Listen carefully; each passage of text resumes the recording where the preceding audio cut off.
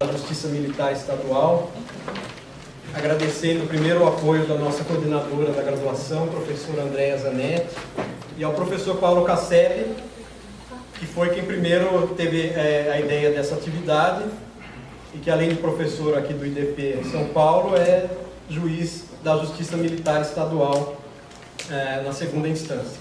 Queria agradecer todo o pessoal aqui que está dando o apoio para esse nosso julgamento simulado e agradecer principalmente aqui a todos os profissionais que vieram da Justiça Militar Estadual, que vieram aqui no nosso horário, no nosso local, para proporcionar essa experiência para a gente, principalmente aqui para os alunos da disciplina de Oficina Jurídica, Manejo de Legislação e Jurisprudência, mas também aos demais alunos aqui do IDP e os convidados. Então, queria começar agradecendo dos nossos convidados ao Dr. Ronaldo João Roth, que é juiz aqui da primeira Auditoria Militar, que teve todo o trabalho de organizar essa atividade, conversar com todos os profissionais, toda essa parte de convidados, a gente pode colocar na conta do Dr. Roth e agradecer a ele por esse empenho em promover essa atividade junto com a gente. O Dr. Roth é juiz da Justiça Militar há mais de 20 anos, mestre em Direito, professor em diversos cursos de pós-graduação e também é uma referência doutrinária do direito militar em todo o Brasil. A agenda dele é intensa, em cursos para as academias de polícia, para as universidades. Então a gente agradece muito a presença dele aqui pela segunda vez na noite de hoje. Queria agradecer também ao nosso Conselho Permanente de Justiça, os juízes militares, o Major Michel Ribeiro dos Santos, o Capitão Alexandre Antunes Neves, o Capitão Fernando Viana Oliveira e o Capitão Douglas Takashi Tsuruta. Agradecer aqui aos assistentes do Dr. Roth, mais uma vez, a Bárbara Lopes, ao Caio Vieira da Igreja, aos auxiliares da Justiça Militar, o Eduardo Barcelos, o Alex Costa Ramos da Silva, a Fernanda Macedo, Ximenes Sarmento Sá, o Jorge Pedro da Silva, a Aline Alves Moraes, o Marcelo Batista dos Reis, o Éder Bertani e o Leandro de Souza Andrade. E agradecer finalmente aos nossos que também serão protagonistas aqui do nosso julgamento simulado, na promotoria, o Dr. Edson Correia Batista, também que é promotor de justiça do Ministério Público junto à Justiça Militar Estadual, que é doutor em Direito e que, como a gente sabe, a Justiça Militar Estadual não tem um Ministério Público próprio, é só a Justiça Militar da União. Então, o doutor Edson Correia Batista é do Ministério Público Estadual, mas atua na Justiça Militar. E também agradecer finalmente ao Dr. Joel dos Passos Melo, que é também uma autoridade nessa área do direito militar e é presidente da Comissão de Direito Militar da OAB de São Paulo. Queria agradecer a todos e desejar aí boa sorte aos nossos alunos.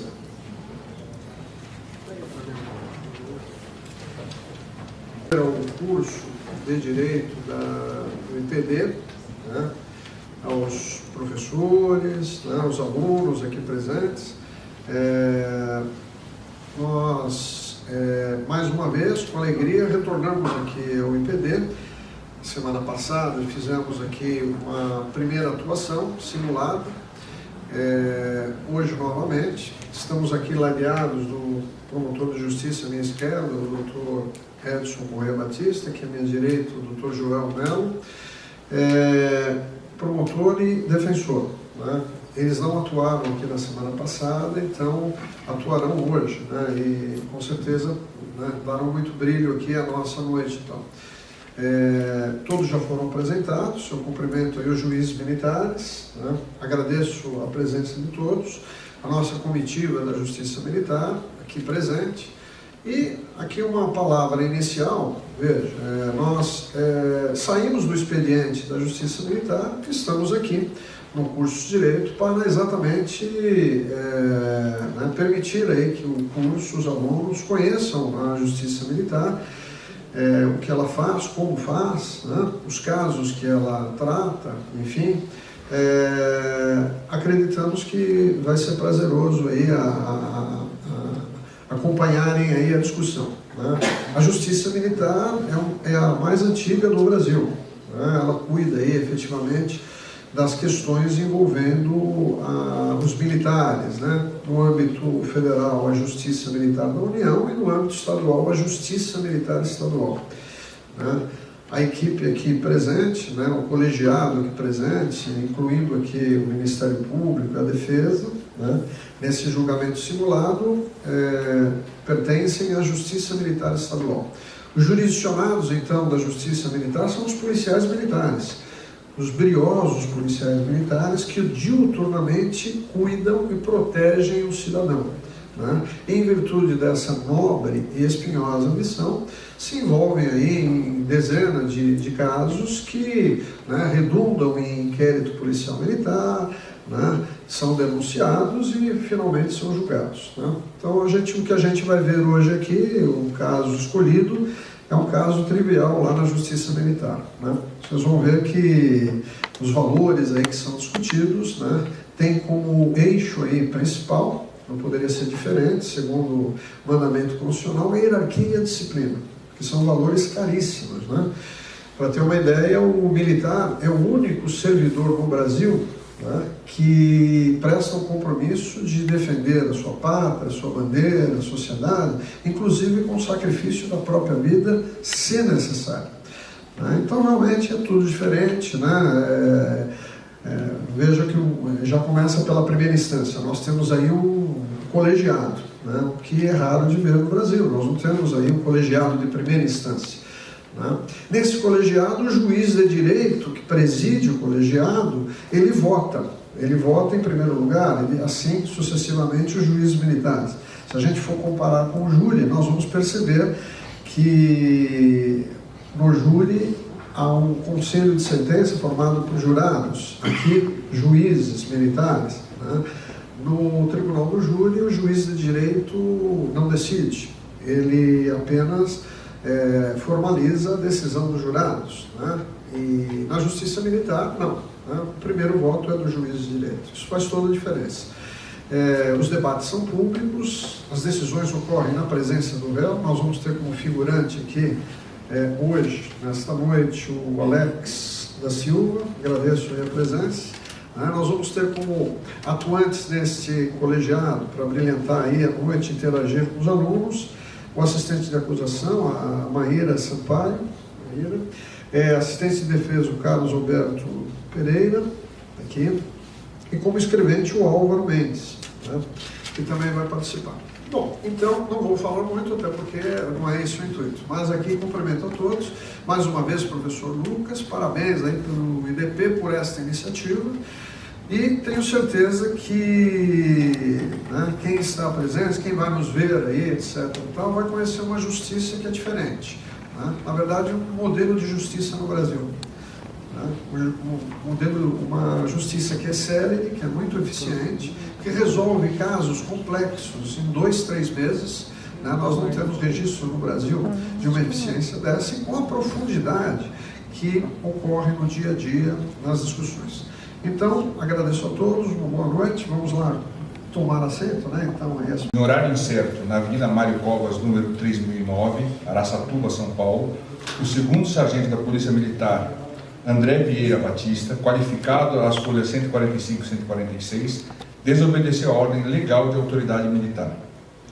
Segundo o apurado, o denunciado na mencionada data recebeu e assinou ordem de serviço, constante da folha número 3, a qual determinava que o graduado iniciasse no dia 27 de janeiro de 2017 o cumprimento de sanção de 8 dias de permanência disciplinar a ele imposta após a conclusão do procedimento disciplinar do subcomandante PM 020-36214. Contudo, referido policial militar não compareceu para iniciar o cumprimento da punição, tampouco apresentou justificativa para a sua ausência.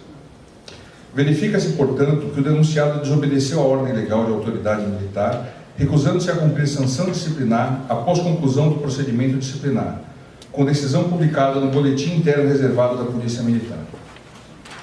Ante o exposto, denuncia o segundo sargento André Vieira Batista com um curso no artigo 301 do Código, não sei se esse é o artigo 9º, inciso 3º, a linha A, ambos do Código Penal Militar, requerendo que contra ele seja instaurada a competente ação penal, consoante nos artigos 396 e seguintes do Código de Processo Penal Militar, citando-se interrogando-se o denunciado, bem como ouvindo as pessoas abaixo roladas com prosseguimento até o final da sentença condenatória. Cabo PM Leandro Souza Filho, São Paulo, 28 de janeiro de 2018, promotor de Justiça Militar Edson Corrêa Batista.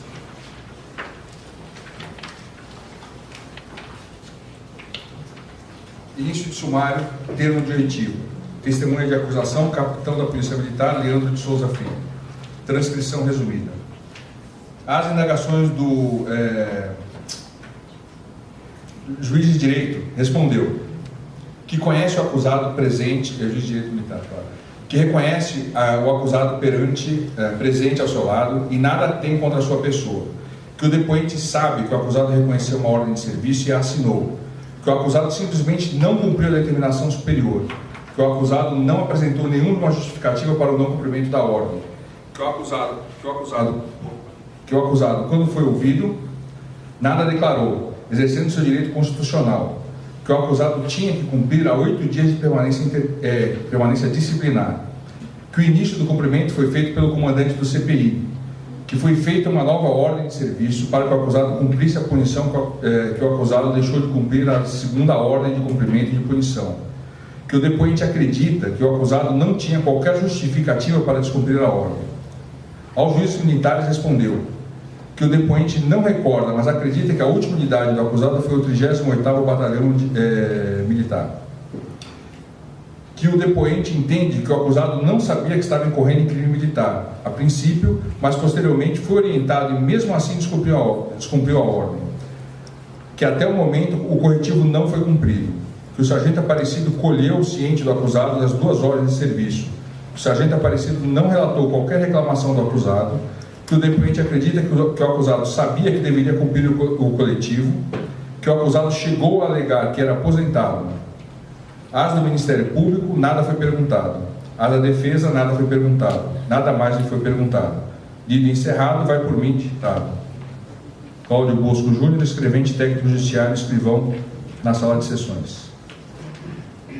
Prosseguimento do sumário, termo do interrogatório. Réu, segundo sargento de PM, André Vieira Batista. Transcrição resumida.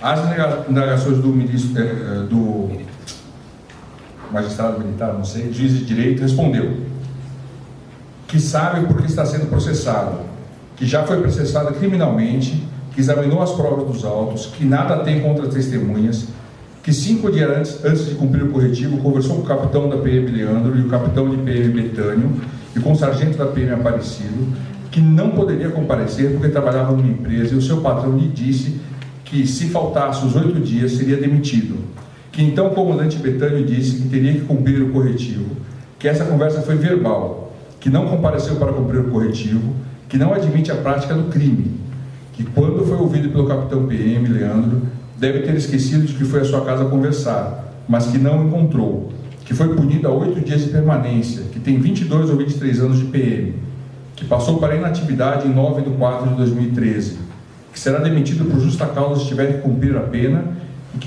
e que precisa dessa renda, que é casado há 28 anos e tem uma filha de 18 anos, que o serviço fica em Araçatuba, São Paulo, mesma cidade em que reside, e onde teria que cumprir o corretivo.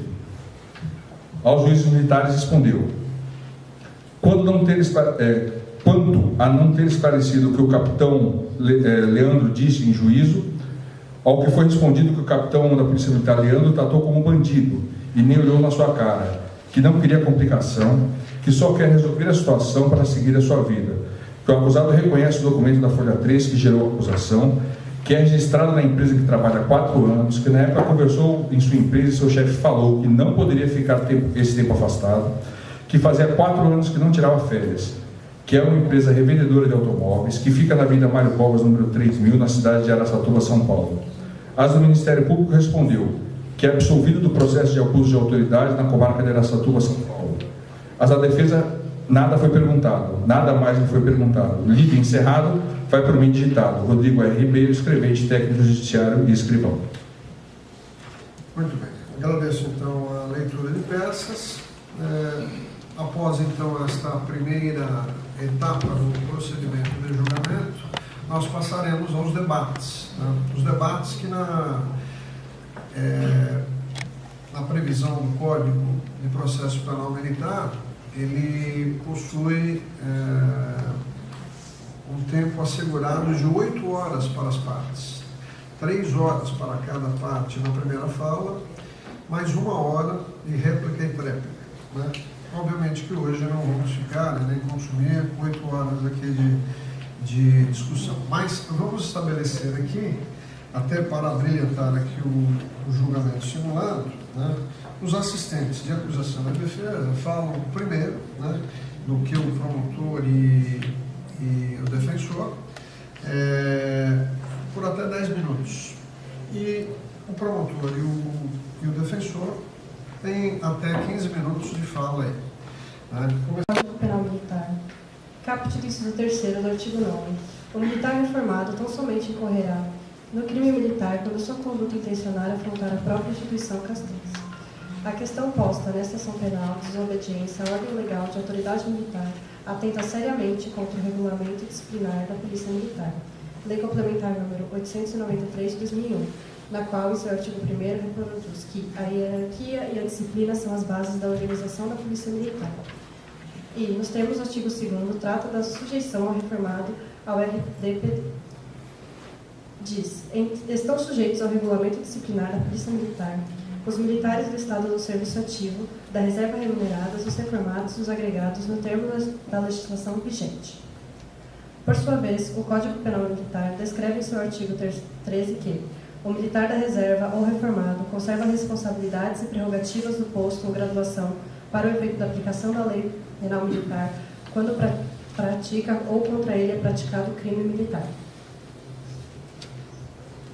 Segundo o Supremo Tribunal Militar, é incabível a arguição de incompetência da Justiça castrense quando o crime é praticado por militar da reserva contra a administração militar nos termos do artigo 124 da Constituição Federal, o artigo 9º, inciso 3º, a linha A do CPM.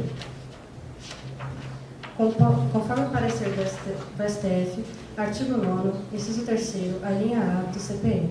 Ofensa a patrimônio sobre a administração militar ou contra a ordem administrativa militar. Fixação da competência da Justiça Militar. A jurisprudência do STJ afirmou que, havendo previsão legal que determine sanção disciplinar aos militares da reforma, deve ser afastado o disposto na súmula 56. Militar reformado não está sujeito a pena disciplinar, pois não se trata de súmula vinculante, não prevalecendo sobre o artigo 2º caput da Lei Complementar Estadual número 893 de 2001. Mediante o exposto, se deve considerar a súmula 56, que data de 13 de dezembro de 1963, a qual há muito foi superada pela Lei Complementar número 893 de 2001. A conduta contra a aventura do acusado tipifica diretamente no Código Penal Militar no artigo 301, desobedecer à ordem legal da autoridade militar, combinado com a tipicidade indireta e complementar do artigo 9º, inciso 3º, linha A, contra o patrimônio sob administração militar ou contra a ordem administrativa militar. Retrata o inadmissível atentado às bases da hierarquia e da disciplina. Mediante tal fato, coberta a reavaliação para desclassificar a desobediência, crime impropriamente militar, previsto no artigo 301, menos gravoso, com pena de detenção de até 6 meses, para o artigo 163 do Código Penal Militar. Crime propriamente militar de abrangência mais ampla e mais gravosa, com pena de detenção de 1 a 2 anos, o qual incide na recusa de obedecer à ordem do superior sobre assunto ou matéria de serviço ou relativamente ao dever imposto em regulamento ou instrução, em virtude dos fatos apresentados refletirem no dolo, ou seja, a vontade livre e consciente da recusa em obedecer à ordem de serviço do superior hierárquico, haja visto que o réu tomou conhecimento do corretivo e por 2 vezes assinou o documento, deixando de comparecer ao local estipulado para cumprimento da ordem, mantendo-se irredutível em sua posição, Configurando sua recusa, cabe ao réu a sentença de detenção de 2 anos. Segundo o relato do próprio acusado, serviu por 23 anos a corporação. Logo, presume-se ter conhecimento do regulamento disciplinar da Polícia Militar. Portanto, sabedor do tipo de sanção a ele impetrada, em caso da condenação do processo disciplinar, que corria sob seu total conhecimento, não cabendo a escusa de cumprir a ordem sob a alegação de não conhecer a RDP. Haja visto que o procedimento disciplinar da Polícia Militar do Estado de São Paulo, disciplinado pela Lei Complementar 893 de 2001 e o Boletim Geral da PM 21, estão disponíveis ao público por meio do link http://www.tjlmsp.jus.br/s legislação.htm. Posto isso, não há como afirmar que o acusado não conheceu dos procedimentos pelo quais foi julgado e condenado a cumprir a detenção por 8 dias, que o corrobora para afirmar que a falta de entendimento à ordem direta foi dolosa. Ainda, no que tange ao processo disciplinar, temos as circunstâncias agravantes: mau comportamento, prática simultânea ou conexão de 2 ou mais transgressões, reincidência específica, conclui de 2 ou mais pessoas, ter sido a falta praticada durante a execução do serviço. No caso, vemos a última circunstância. O réu incorre também em falta praticada durante a execução do serviço, pois teria efetuado, enquanto policial militar, pesquisas de informações para terceiro, o que é uma transgressão e pela qual foi comprovadamente julgado e condenado a cumprir 8 dias de detenção. E é isso. Registradas as palavras, então, da assistente de acusação, passemos, então, a ouvir agora o promotor de justiça. Por primeiro, cumprimentar o Dr. Ronaldo João Rotti, mais esta noite de trabalho, essa noite de trabalho, muito honrado pelo convite feito, por Vossa Excelência. Para a gente sempre motivo de muita alegria poder exatamente participar desse evento que certamente edifica a carreira, a vida dos alunos que vão aqui ter a oportunidade de conhecer de uma forma muito direta, de uma forma muito real, o dia a dia da Justiça Militar, exatamente como a Justiça Militar ela trabalha, a forma pela qual a Justiça Militar distribui, né, aos seus jurisdicionados aquilo que a legislação castrense prevê. Então, sinto-me honrado, Dr. Rotti, por ter mais esse convite. Dr. Rotti, que é um expoente do direito militar do nosso país e que certamente tem uma missão divina. Deus certamente colocou a mão sobre o Dr. Rotti para que ele desempenhasse justamente essas funções. Confesso que não vi isso, não vejo de fato isso em nenhum outro operador do direito, né? Este brilho, esta vontade incessante, que não se esgota jamais, de dia após dia promover, defender o direito militar no nosso país. Parabéns, Dr. Rotti, por mais esta iniciativa. Sei que esse é mais um, mas certamente não é o último evento que o senhor está na frente. Aos nossos juízes militares também, que dignificam a Justiça Militar, nosso mais sincero abraço, cumprimento o Major Michel, em nome de quem saúdo todos os demais integrantes da Justiça Militar. O Dr. Rotti aqui já explicou, né, mas vale aqui também uma breve nota dessa promotoria de justiça. E, em verdade, o brilho, toda a grandeza da Justiça Militar repousa justamente na atuação dos juízes militares.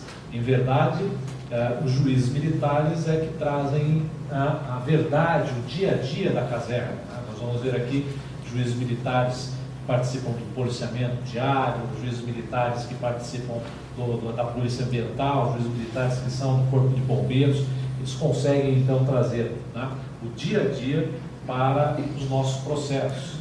Pessoas altamente qualificadas, juízes altamente qualificados, técnicos que vão analisar a prova dos autos e justamente entregar a melhor decisão para os jurisdicionados. Há uma preocupação que é evidente e é inata por parte dos nossos juízes militares, que é distribuir a justiça, que é no sentido de que cada militar que esteja sendo julgado tenha o que por lei de fato a ele é devido.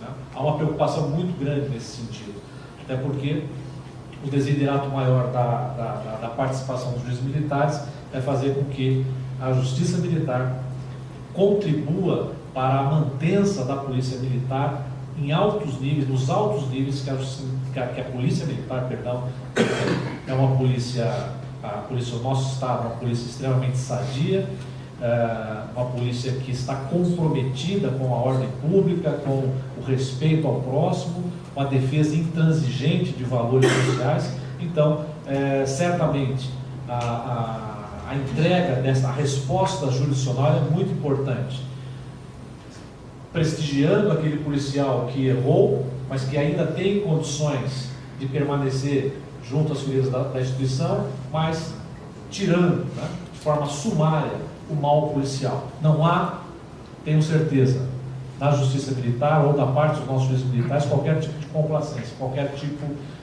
de falta de ânimo em punir o mal policial militar. Isso é feito de forma muito incisiva, uma forma muito peremptória. Não há transigência nenhuma em relação a isso. Mal policial militar que descambou para a vida do crime, esse policial, ele é sim condenado e é retirado da Polícia Militar. Então agradeço também a participação de todos que, pais de família, profissionais extremamente exigidos no seu dia a dia, que também aqui disponibilizam os seus horários, né, o seu tempo para poder contribuir com este julgamento simulado.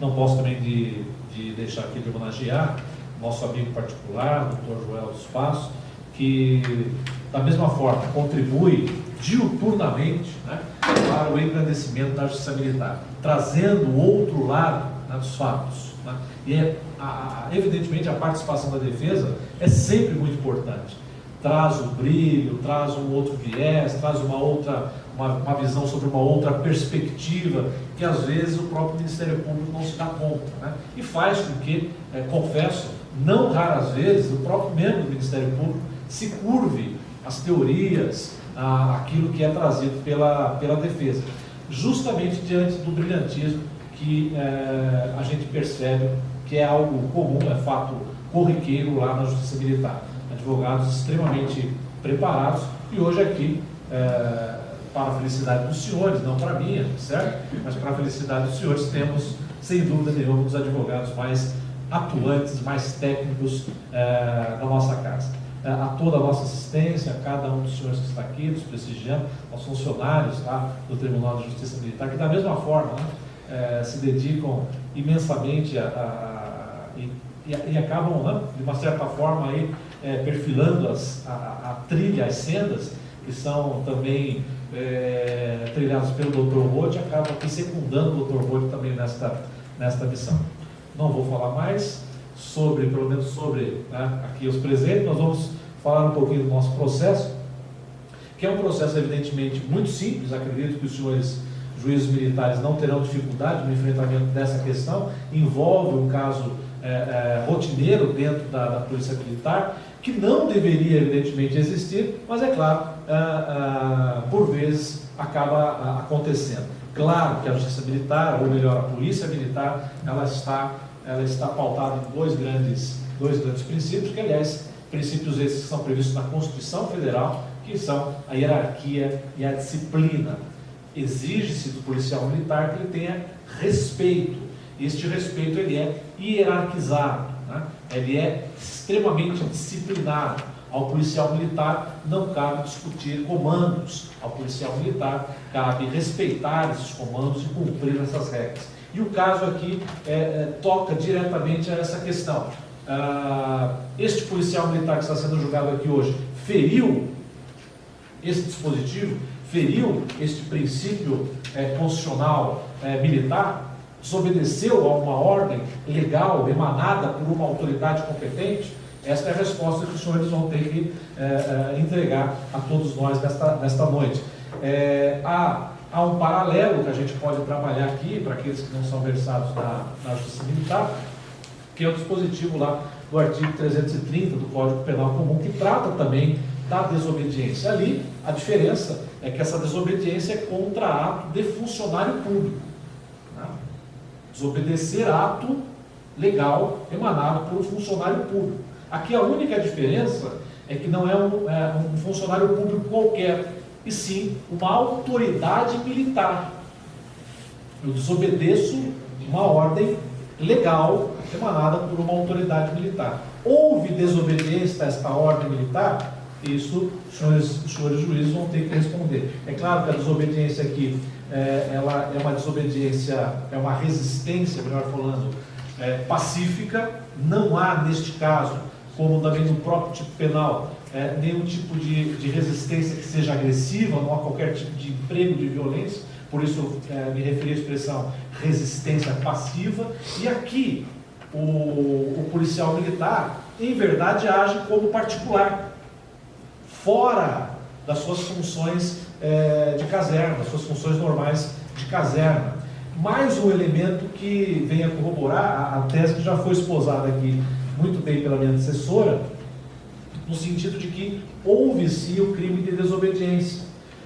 A própria defesa já apresentou as suas alegações finais, onde então ela acaba delineando qual vai ser a sua tese defensiva.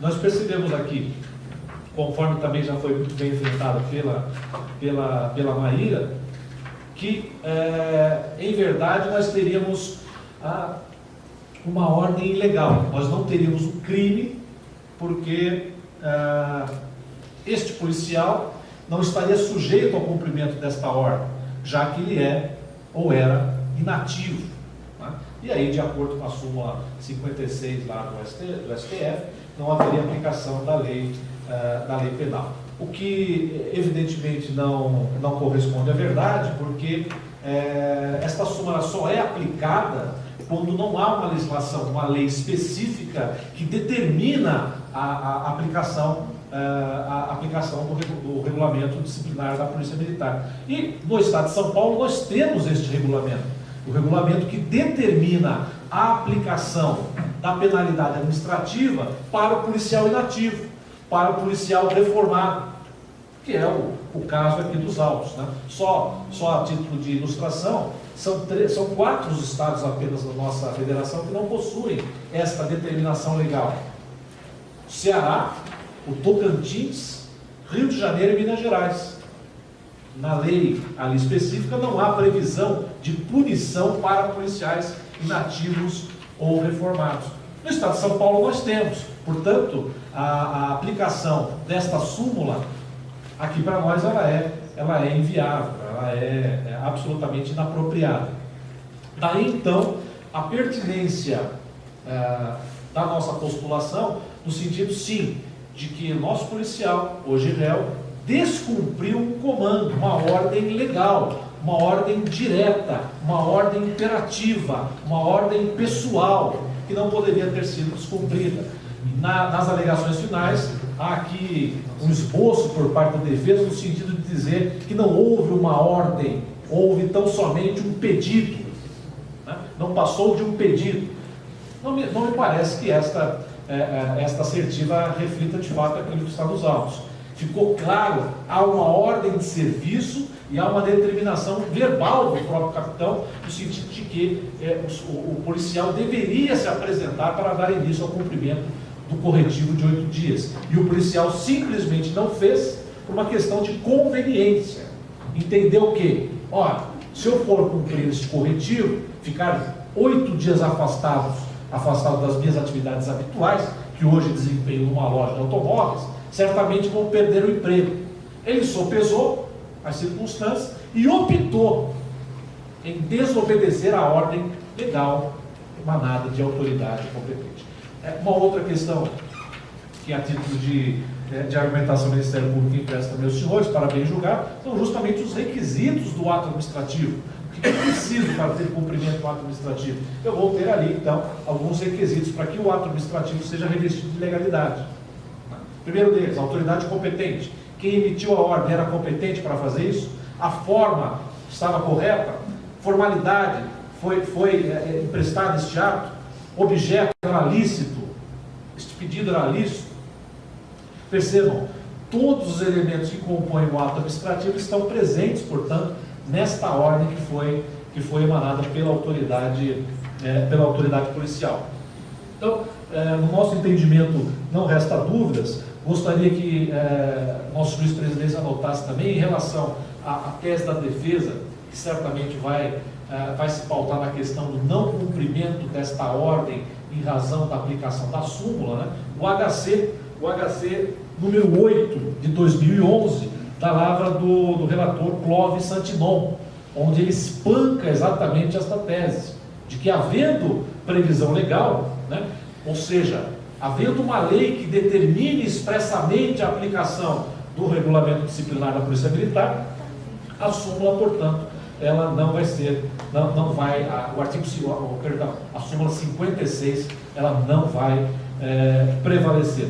Vou encerrar uma situação aqui, me pareceu também bastante inapropriada, que foi aventada na peça final da defesa, quando ela coloca o seguinte: no caso em tela, a ordem foi ilegal. Ordem ilegal. Portanto, um dos elementos normativos do tipo não estaria presente. Estamos falando daquele tipo penal. Na sequência: e nasceu de atos ilegais, ou seja, e aí vem a minha surpresa, a árvore do fruto envenenado. Eu não consegui aqui, com toda sinceridade, peço que a defesa consiga explicar aonde está aqui o debate sobre prova. Não estamos falando de prova, estamos falando do tipo penal.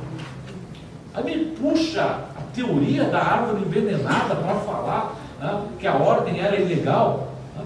Então, só para que essa questão não fique no espaço, porque acho que é o lugar que ela deve ficar mesmo, né? Não tem outro lugar para colocar essa teoria, né? Entendo que aqui não há discussão alguma sobre prova ilícita, sobre prova que tenha sido produzida ao arrepio da lei, da Constituição, e que esta prova acabe também derivando sobre outros do processo. Não estamos falando sobre isso. A discussão para os senhores, penso eu, vai repousar única e exclusivamente na presença ou não dos elementos que tipificam o artigo 301, a desobediência do Código Penal Militar. E nada mais. Desta forma, portanto, o Ministério Público, não vendo outra solução, não tendo encontrado outro caminho, pugna mais uma vez pela procedência da denúncia em seus exatos termos, requerendo aqui, diante da ausência de outras circunstâncias agravantes ou causas de aumento, que a pena seja, então, fixada no mínimo legal, por ser esta a melhor solução, a melhor forma de encontrar a justiça. Obrigado a todos. Anotadas as palavras do Ministério Público, agora sim passamos a ouvir a defesa, né? Iniciando o assistente de defesa, o Carlos Pereira. Primeiramente, uma boa noite ao meritíssimo juiz de direito, Dr. Ronaldo Bolt. Uma boa noite ao senhor promotor de justiça, Dr. Edson, ao defensor, Dr. Joel, e a todos os presentes. Muito obrigado pela presença. Primeiramente, nós gostaríamos de falar sobre a acusação contra o réu. Ele está sendo acusado de descumprir o previsto no artigo 301 do Código Penal Militar, o crime de desobediência. Segundo os doutrinadores, em especial o excelentíssimo senhor juiz de direito, Dr. Enio Rosseto, também membro do Tribunal de Justiça Militar de São Paulo, existem requisitos para o descumprimento dessa tipificação. Na leitura fria da lei, nós temos desobedecer à ordem legal de autoridade militar, com a tipificação da pena de até 6 meses de detenção. Existe a necessidade do descumprimento da ordem ter o dolo do descumprimento dessa ordem. Existe a necessidade da ordem ser formal e materialmente legal. Existe a necessidade de que tenha sido emanado realmente como ordem, não como um simples pedido para o cumprimento de determinada função. Além do Dr. Enio Luiz Rosseto, nós temos também o Dr. Cícero Robson, Coimbra Neto e Marcelo Steinfeder, que vão de encontro à mesma conceituação do que é necessário para se caracterizar o crime de desobediência. Infelizmente, o réu ele foi para a inatividade pouco tempo depois de ter terminado o curso de formação de sargentos. Apesar de todo policial militar ter a necessidade de ter um mínimo de conhecimento do regulamento disciplinar da polícia, carece a grande maioria dos policiais de informações a respeito de como funciona a justiça castrense. De como funciona a justiça castrense.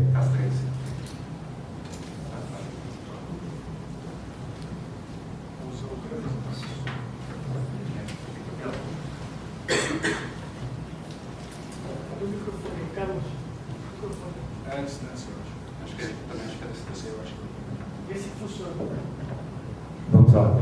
Carece a maioria dos militares de falta de conhecimento de como funciona a justiça castrense e o nosso próprio Código Penal Militar.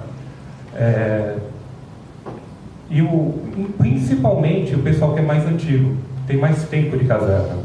Eles sofrem de um dito mal do antigão, como se diz no jargão militar.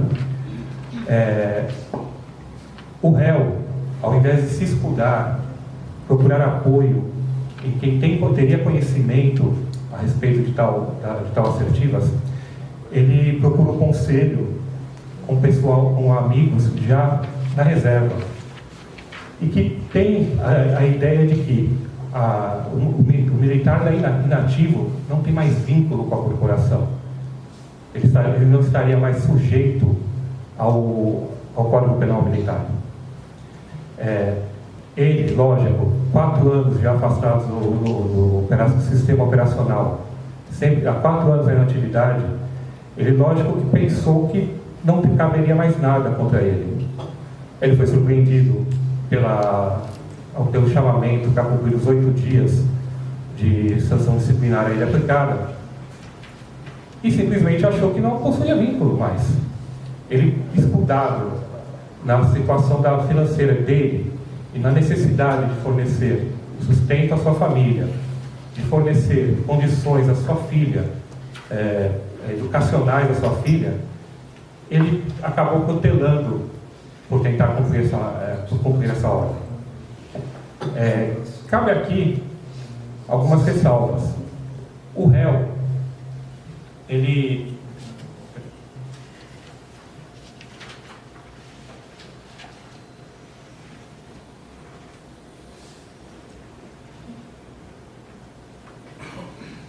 apesar de pretensamente ele ter cometido o crime de desobediência, podemos verificar que no entendimento de mais um grande jurista brasileiro, o Dr. Nelson Gria, que foi ministro do STF, ele possui, em sua doutrina, ele fala que quando é possível a aplicação de penalidades administrativas contra o réu, deixa-se de se aplicar as sanções penais, desde que tudo esteja previsto em lei. No nosso caso, nós temos a nossa lei complementar, que é o Código, que é o Regulamento Disciplinar da Polícia Militar do Estado de São Paulo.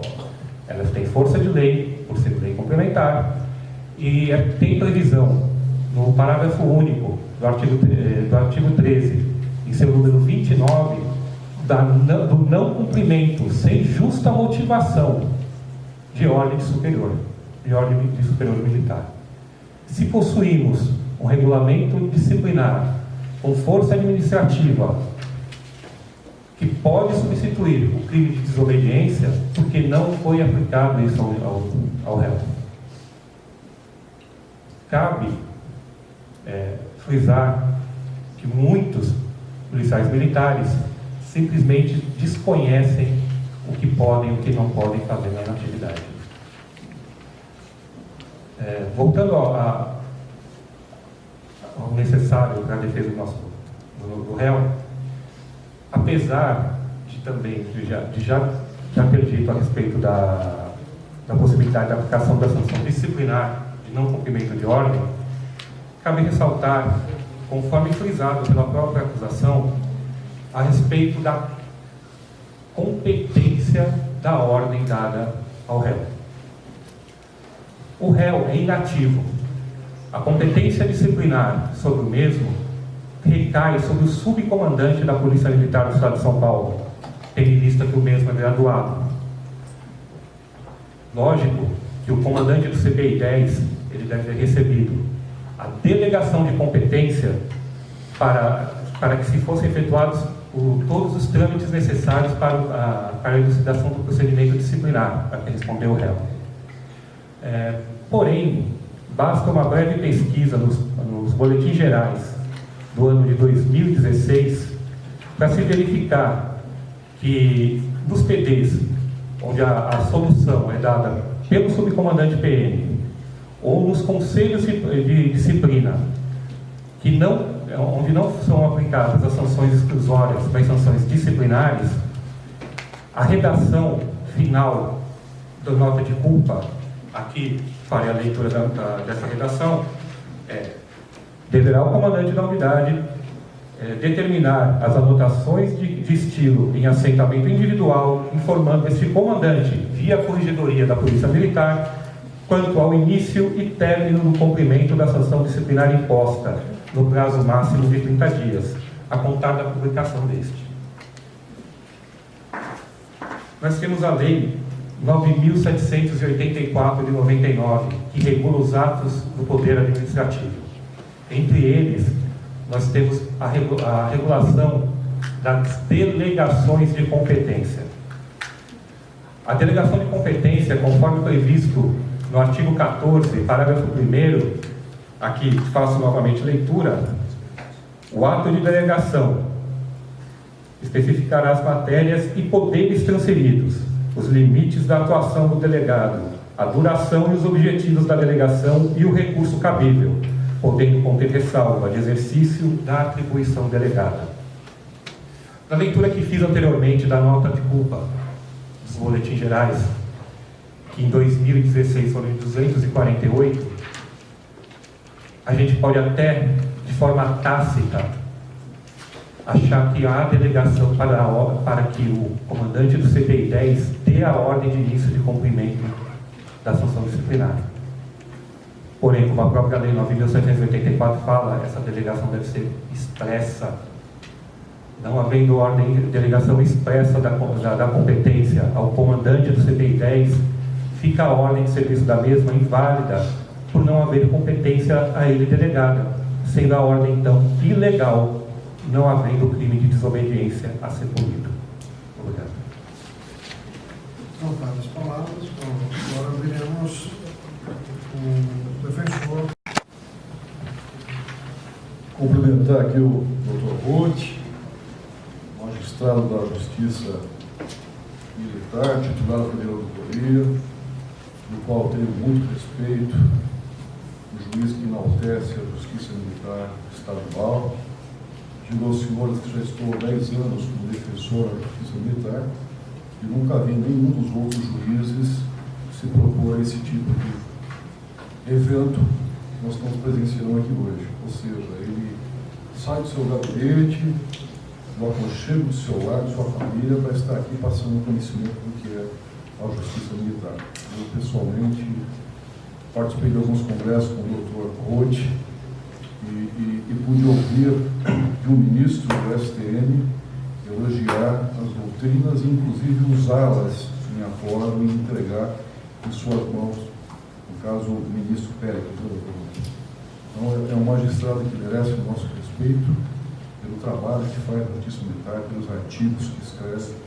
Então, nas honras ao senhor.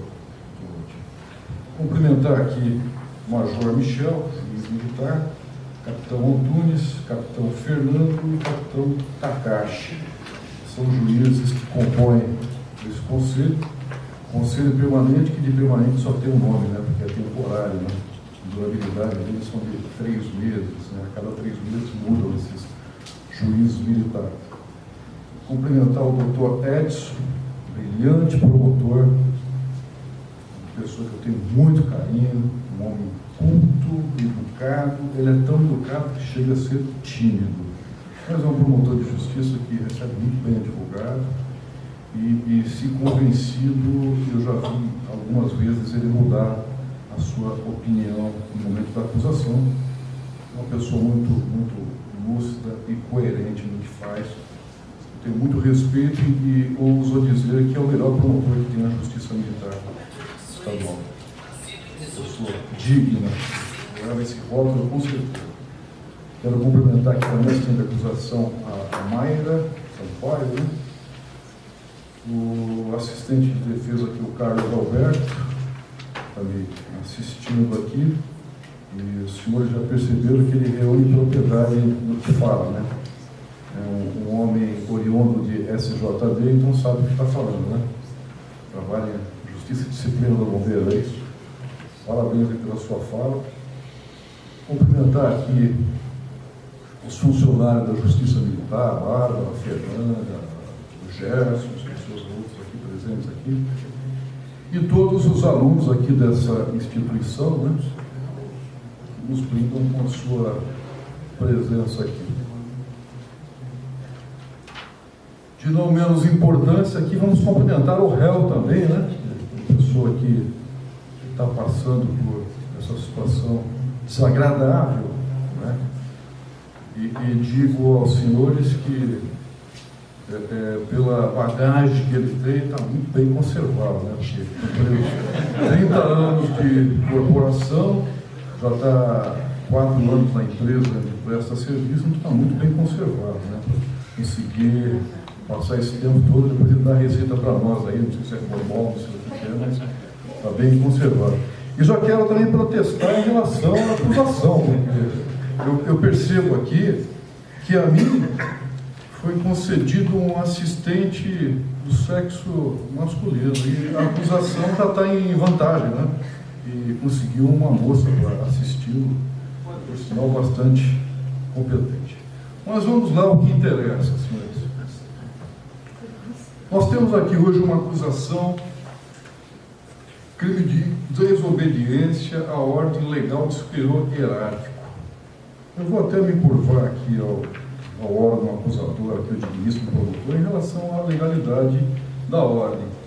Até reforço aqui a questão que o meu assistente aqui acabou de falar sobre a ordem ser emanada do subcomandante, porque os praças cabe ao subcomandante da Polícia Militar proferir ordem legal. Então, em relação a ser legal ou ilegal a ordem, quero frisar essa questão de que a ordem não foi emanada do subcomandante, que é a autoridade competente para proferir qualquer decisão em relação às praças, né? A questão foi o seguinte: o que aconteceu com esse rapaz aqui, esse réu aqui presente? Ele, em 2012, cometeu lá alguma irregularidade, certamente reprovável, no âmbito da Polícia Militar, né? E em 2013 ele passou para a inatividade.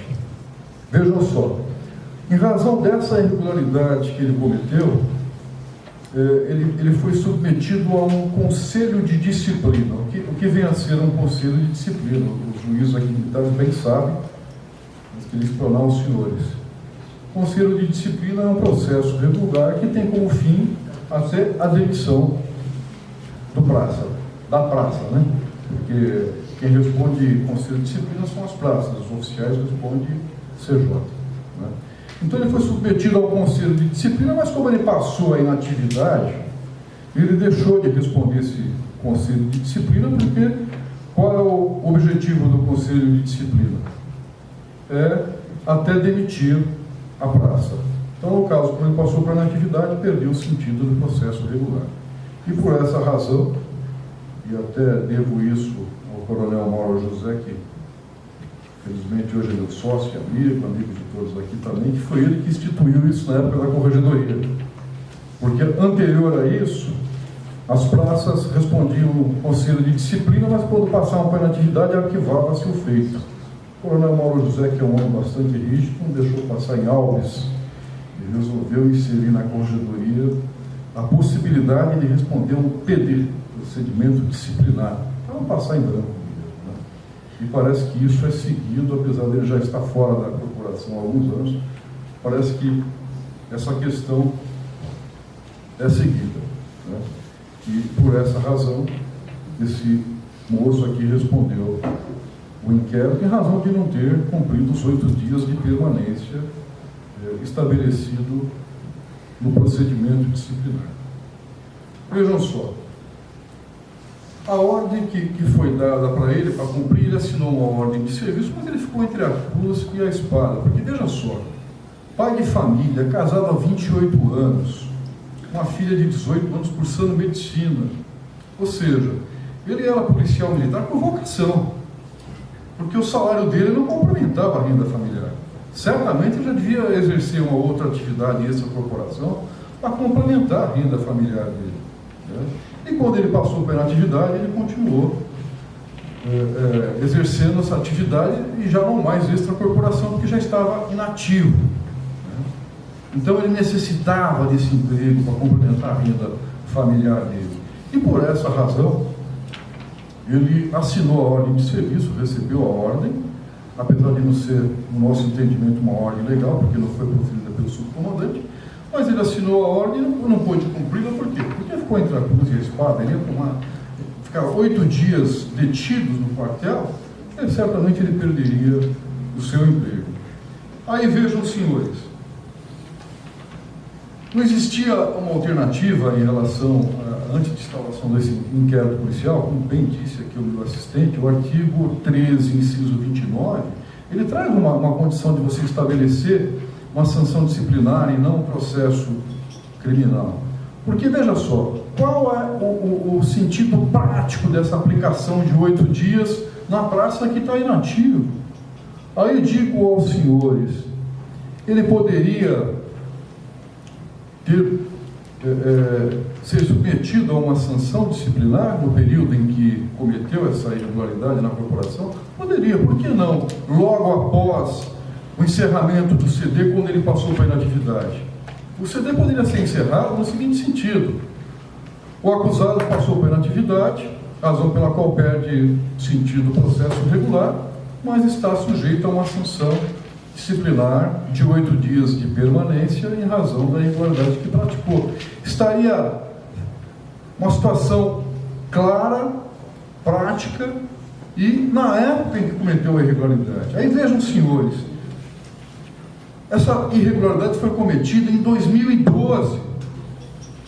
Nós estamos em 2018. Passaram-se 6 anos. Aí eu digo, ele teve intenção de cometer desobedecer essa ordem, cometer esse crime? O crime descrito no artigo 301, ele não traz a modalidade culposa. Ou seja, ele tem que ter o dolo específico. E ele agiu com dolo? Não. No nosso entendimento, ele não agiu com dolo. Por quê? Porque ele não teve a intenção de desobedecer qualquer ordem. Ele pensou, primeiramente, na situação do emprego, né? E nesse sentido, eu até trouxe aqui umas jurisprudências uma jurisprudência mais específica, citada por Jorge César de Assis, nosso amigo, inclusive, no livro Comentários do Código Penal, onde o ministro Gilberto Luiz Lima, que é um general do Exército, ele proferiu a seguinte decisão, né, no comentário: falta de dolo específico para caracterizar o delito devido às condições do agente, e, em não havendo dolo, não há falar-se em prática de crime. Ou seja, o STM já decidiu nesse sentido. Se não houve dolo específico, então não há que se falar em crime, né?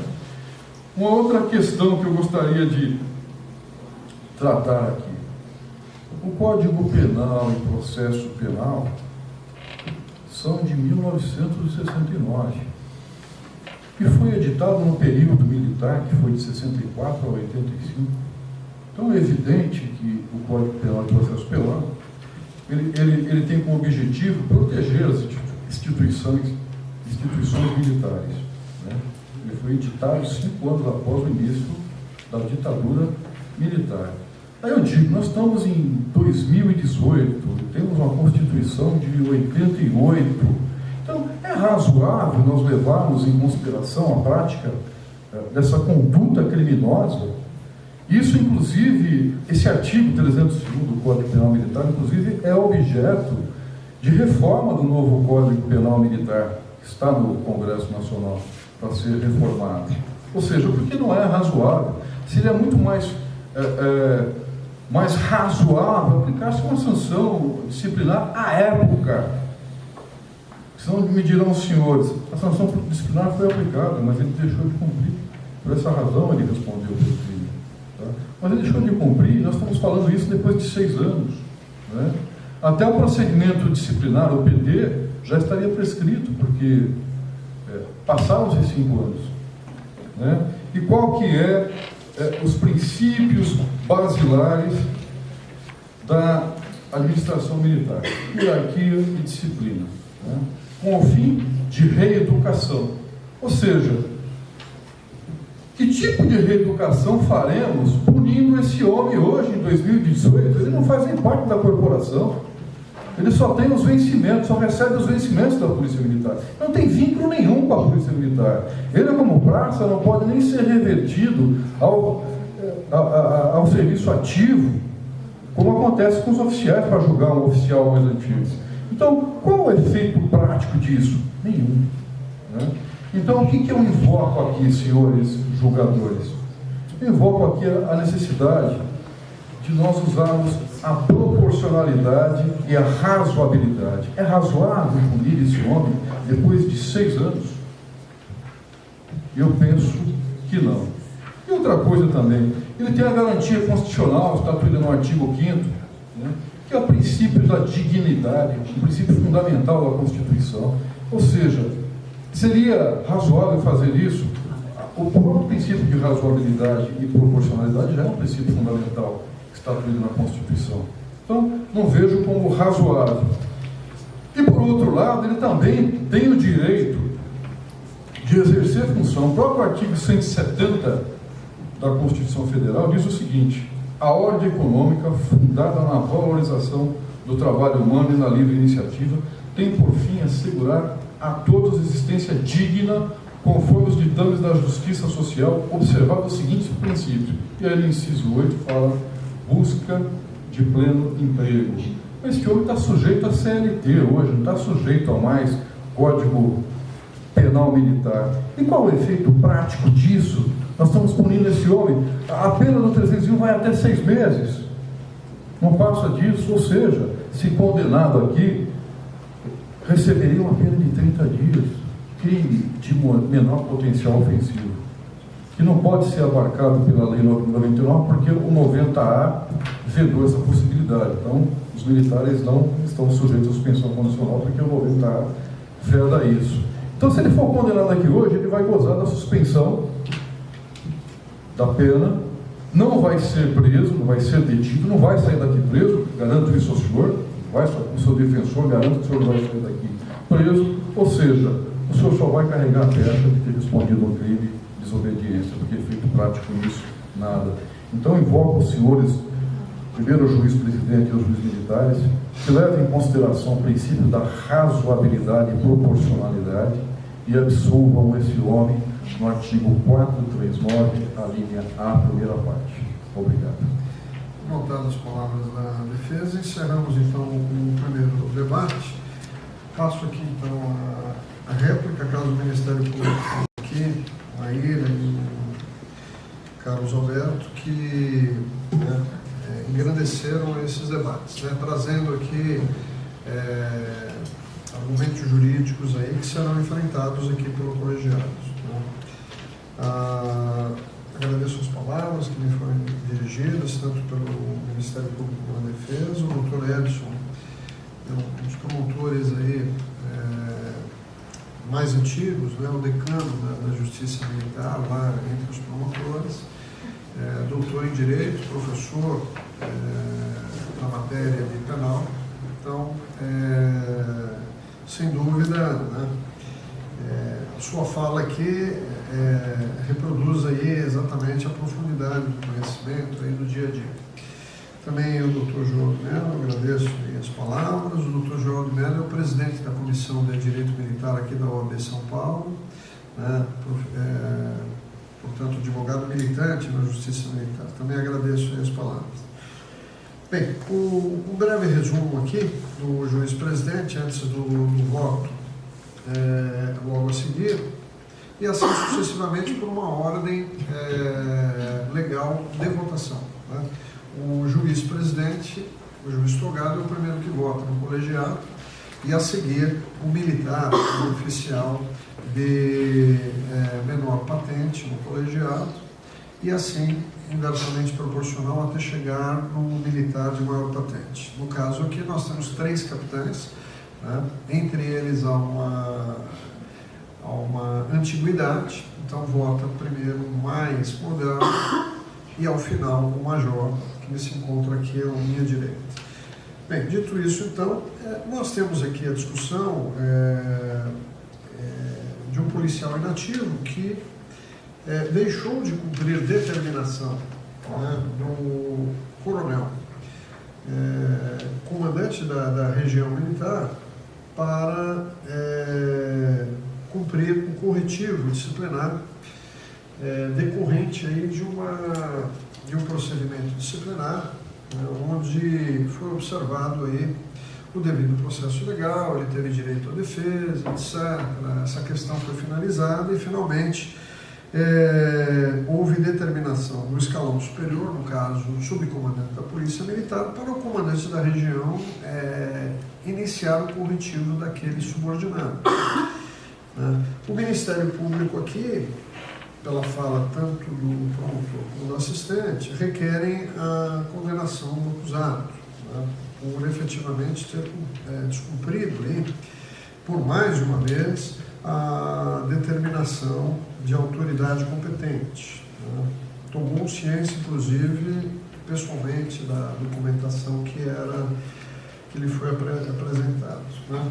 Com relação aqui apenas à fala do Ministério Público, uma pequena dissonância entre o promotor e o assistente, que o assistente requeriu a desclassificação do delito aqui para o artigo 63 do Código Penal Militar, né, cuja pena, inclusive, é maior do que a prevista na denúncia. Né. Então, nós temos uma limitação no Código de Processo Penal Militar, que essa desclassificação ela não pode ocorrer sem antes o Ministério Público apresentar essa desclassificação, né, por alegações escritas. Então, no julgamento não pode haver uma desclassificação que pegue de surpresa, né, o réu. Então, por isso fica então prejudicada esse requerimento do assistente de acusação. Mas, enfim, entende aí o Ministério Público que havia, sim, o dever por parte do militar inativo, né, a essa pendência disciplinar para ser cumprida. Daí o crime, então, de desobediência. Né. Por parte aqui da defesa, aqui abrilhantando também aqui a defesa, o assistente de defesa, né, o Carlos Roberto, trouxe aqui questões interessantes, né, levantando aqui, com base na Lei 9784 de 99, né, que a ordem, então, seria ilegal. Se a ordem, então, foi ilegal, porque não partiu do subcomandante do PM, nós não temos, então, configurado o delito de desobediência. Né? E nessa mesma linha, o defensor traz aqui reforço a esta tese da ilegalidade da ordem, como também outros argumentos, né? Até mesmo o de não ser razoável de um militar inativo estar aí com obrigação aí de cumprir o corretivo, vez que ele perdeu o vínculo com a instituição militar. Né? Daí, então, requerer a absolvição por inexistência do fato. 439 da linha A, primeira parte. São esses, basicamente, aí os principais argumentos aí debatidos, e agora sim já inclino a minha fala para o voto. Né? Bem, em primeiro lugar, quero dizer que o militar inativo, ele conserva sim as suas obrigações com a instituição militar a que pertencia. Né? E essa é uma questão legal, né? O artigo 13, né, do Código Penal Militar, ele estabelece expressamente que o militar, né, quando vir a praticar o crime militar, ainda que inativo, ele mantém as mesmas obrigações aí, como se estivesse inativo, né? Fora isso, o próprio regulamento disciplinar da Polícia Militar, que é uma lei complementar, 893 de 2001, né, estabelece que esse regulamento, que é a espinha dorsal da legislação de caserna para o militar, daí a eficiência da instituição militar, exatamente por esse regulamento disciplinar, onde todos têm aí deveres muito definidos, muito claros, né? Quando a gente fala em deveres, parece que assusta, né? Porque a nossa Constituição Cidadã, ela é permeada de direitos, né? Mas nós encontramos ali o dever, né? Já na seara militar é exatamente o contrário. O militar tem muitos deveres, né? Isso até nos lembra aí uma frase histórica, né, de Clemenceau, que foi um estadista francês, né, onde ele, ao se referir à justiça militar, né, lembrou que na justiça militar, né, o juiz militar, na verdade, é um juiz da obediência, enquanto na justiça comum o juiz é um juiz da liberdade. Então, isso coloca bem aí exatamente as questões. Para o militar, no âmbito constitucional, existem restrições e proibições que não alcançam os civis. O militar, ele não pode pertencer a partido político, ele não pode fazer greve, ele é proibido, né? Ele tem limitações, né, quanto a ser a representação profissional, não pode ser sindicalizado, e outras restrições aí que são próprias do militar, né? No âmbito trabalhista também aí ele tem limitações, né, que são vedações aí próprias pertinentes ao militar, e não alcançam o servidor civil e nem o funcionário, nem o particular. Mas, de toda forma, esse tratamento dado pela Constituição Federal exatamente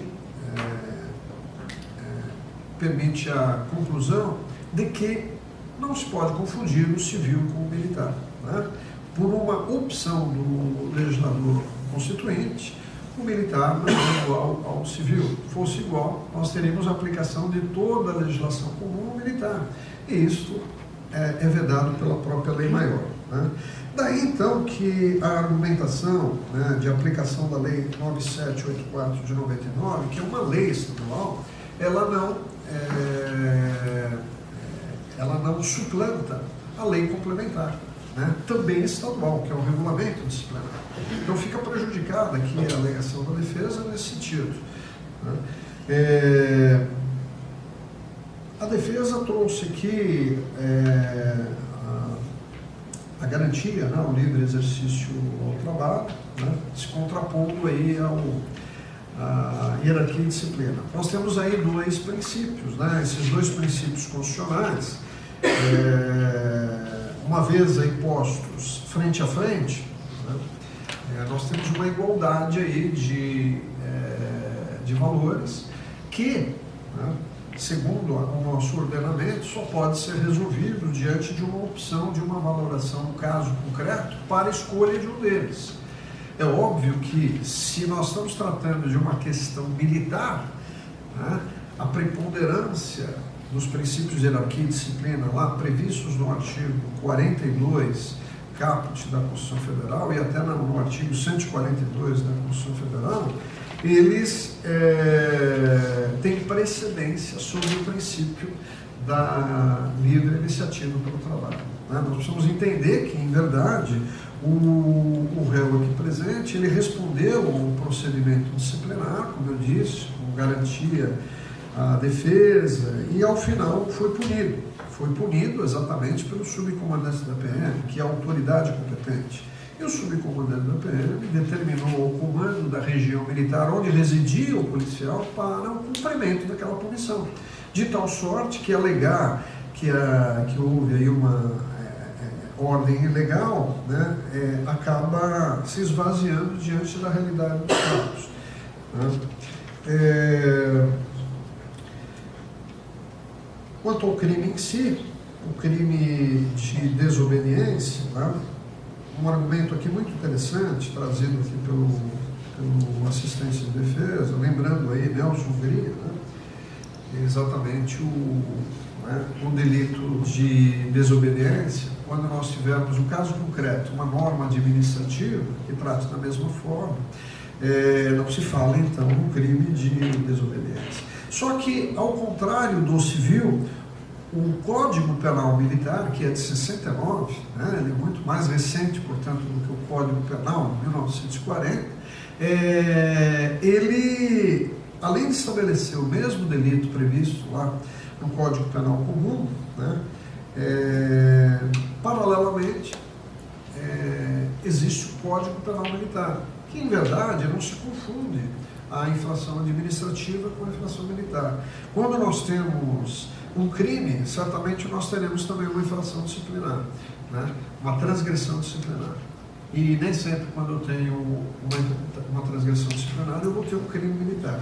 Então, essa comparação ela não se adequa exatamente à realidade, ao ordenamento, né, jurídico militar, que, como eu disse, é muito peculiar, né, muito rigoroso. O militar tem muitas obrigações, tem poucos direitos, né, a contar já da nossa Constituição Federal. E no caso concreto, o acusado, que trabalhou mais de 20 anos na Polícia Militar, sabia de cor e salteado, evidentemente, todos os deveres que lhe cabiam, inclusive a pendência disciplinar que ele deveria resolver no procedimento que respondeu, né? Diante disso, então, não vejo aqui espaço para a absolvição do acusado. Entendo que a tese do Ministério Público foi provada, né? Até porque o acusado tomou ciência por escrito da ordem superior por mais de uma vez, né? E simplesmente ignorou o seu cumprimento, né? Veja que nós não temos no processo nenhuma justificativa formal, né, trazida pelo acusado ali, né, das ponderações que no seu interrogatório ele afirmou, né? E quando no interrogatório, né, há apenas a alegação do réu sem prova, né, isso não derruba exatamente as provas aí sólidas do processo, né? Diante disso, então, reprovo a conduta do acusado, né, e reconheço aí a prática do delito de desobediência, né, condenando então a pena mínima do delito, 30 dias de detenção. Pena essa para ser cumprida no regime aberto, também aí com o benefício da suspensão condicional da pena por 2 anos, em condições especiais, a não ser as legais e genéricas do artigo 626 do Código de Processo Penal Militar. Reconheço também ao acusado o direito de apelar em liberdade, pois assim se manteve durante todo o processo. Queria aproveitar o ensejo, né, para dizer que no âmbito militar a lei do juizado especial criminal, né, do GCRIM, ela não se aplica, né? Então veja, mais uma vedação nos militares, né? A infração de pequeno potencial ofensivo, né, por uma proibição legal, ela não alcança as infrações penais militares. Significa que a infração penal militar, por menor que seja, ela é suscetível de prisão, né? E aqui no estado de São Paulo, nós temos um estabelecimento para cumprimento dessas penas, que é o Presídio Militar Romão Gomes, né? Aliás, o único presídio no Brasil que possui ISO 9000. Ou seja, é um exemplo dentro do sistema penitenciário, né? Um local que vale a pena ser conhecido, visitado, por que não? Como estudantes de direito, cursos, então vão ali conhecer este estabelecimento. Fico por aqui então, já encerrei aqui o meu voto, né? Aproveito também para agradecer aqui a participação de todos os componentes da mesa, né, que deixaram aí os seus momentos de lazer, junto à família, etc., para que estarem presentes nesse evento. Passo a palavra, então, ao capitão Takashi para o voto. Obrigado, Excelência.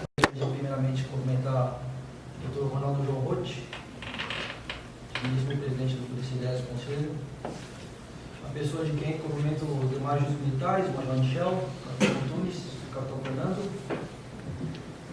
Gostaria de cumprimentar o Dr. Edson Correia Batista, ministro da Polícia Pública, agradecer pelas palavras, obrigado pelo seu assistente, Maíra.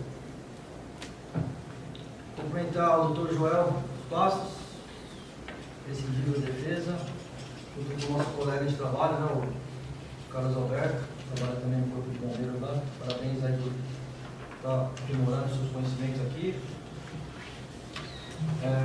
Cumprimento também os nossos auxiliares, nossos eventuários da Justiça, Clara, Meire, Eduardo, Cabide, também. Agradecer ao apoio deles, sem os quais não seria possível nós trabalhar no Tribunal de Justiça Militar. E, por fim, desejar uma boa noite a todos e agradecer a presença. Espero que esteja sendo produtivo. Bom, com relação ao voto, o que nós temos aqui hoje para julgar é analisar a conduta de um policial militar inativo, aposentado, sendo acusado do artigo 302 do Código Penal Militar. Em seu desfavor, o sargento André Vieira Batista, o que diz o caput do artigo 301? Desobedecer à ordem legal de autoridade militar. Bom, diante disso eu separei basicamente aqui 2 pontos que me chamaram a atenção e que formaram a minha convicção. O policial militar, aqui o réu aqui acusado, ele já se encontra afastado das fileiras, ele já se encontra na condição de inativo. E o que esse artigo, o que a gente procura tutelar, proteger, nesse caso aqui, é a administração pública tutelar pela proteção da hierarquia e disciplina, né? Que para nós é muito importante, para nós militares. Entretanto, nesse caso, fica claro que ainda que a gente puna esse policial militar, dado o lapso temporal, dada a sua condição de inativo, essa condenação não vai possuir efeito prático, né? E foi bem citado aqui pela defesa, não notaremos aqui a reeducação do policial militar nessa transição disciplinar. No ambiente disciplinar, inclusive, ele já estaria prescrito, fato excelente de 2012, estamos em 2018. Separei também aqui uma outra coisa que me formou a minha convicção, é o que se espera da conduta do policial militar, né? O que nós esperamos da conduta do policial militar. No caso aqui, ele é um policial militar inativo, mas o que a gente espera da conduta do pai, de um chefe de família? Ele estava trabalhando, né? Todos aqui sabem que é difícil o policial militar ter o seu devido reconhecimento financeiro, e ele estava trabalhando há 4 anos numa revendedora de veículos.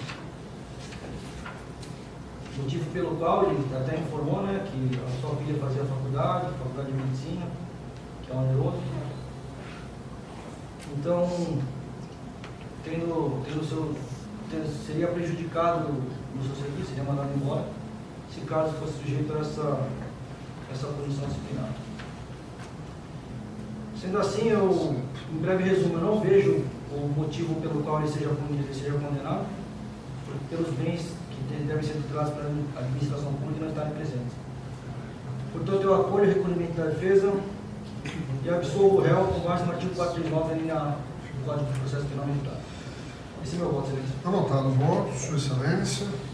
Passemos na sequência ao capitão Fernando para o voto. Boa noite, Excelência.